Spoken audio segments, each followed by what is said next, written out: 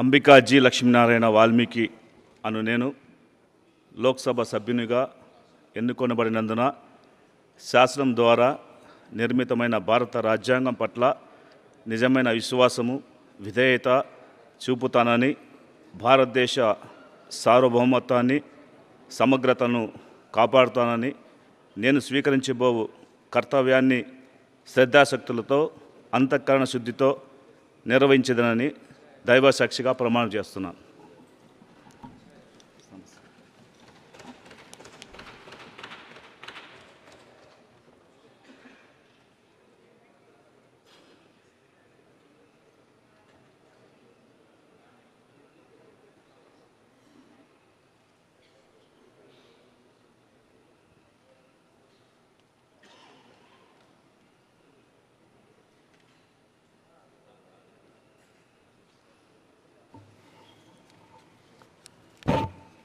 Shri B के पार्थसारथी।